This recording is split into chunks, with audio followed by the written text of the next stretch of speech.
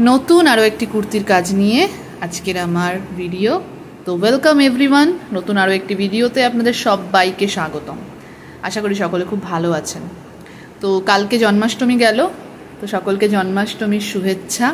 সেই জন্মাষ্টমীর রেশ রেখেই আজকের কাজটা বেশ অনেকদিন আগের, যদিও আমার হাতটা যদি আপনারা কেউ ফলো করেন ভালোভাবে দেখতে পাবেন সোয়েটারের কিছুটা অংশ দেখা যাচ্ছে। শেষ শীতের কাজ এটা, তো পোস্ট করলাম আজকে এতটা দেরিতে। অনেকগুলো কাজের মধ্যে এই কাজটা আমার খুব প্রিয় এবং খুব চ্যালেঞ্জিং একটা কাজ, কারণ এই রেফারেন্স ফটোটা যখন আমাকে দিদি দেখিয়েছিল তখন তো আমার একটু ভয় লাগছিল যে আমি পারবো কিনা, কারণ যথেষ্ট ফিগারগুলো ছোট ছিল এবং ছোট ছোট ডিজাইন, নিখুঁত ডিজাইন করা। তো কাজটা যখন কমপ্লিট হলো, কমপ্লিট লুকটা আপনারা দেখে অবশ্যই জানাবেন কেমন হয়েছে। তো কমপ্লিট লুকটা দেখে আমার মনে হলো যে না, আমি পারবো, আমার ভয়টা অনেকটা কেটে গেছিলো। আর এই লাইনগুলো দিদি আমাকে বলে দিয়েছিল, সেই মতো আমি ছবিটার নিচে এটাকে লিখে দিয়েছিলাম ফেব্রিক দিয়েই। তো কাজটা এই হচ্ছে সম্পূর্ণ লুক। এটা বলে দেওয়া উচিত যে এটা একটা কুর্তির ওপরে কাজ করেছি আমি।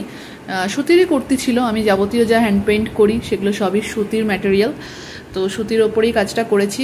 আর কালারটা এতটাই ভালো ছিল কুর্তিটার যে এই পুরো সম্পূর্ণ আঁকাটা বা সম্পূর্ণ যে ডিজাইনটা আমি এর ওপর করেছি সেটা খুব সুন্দরভাবে ফুটেছিল।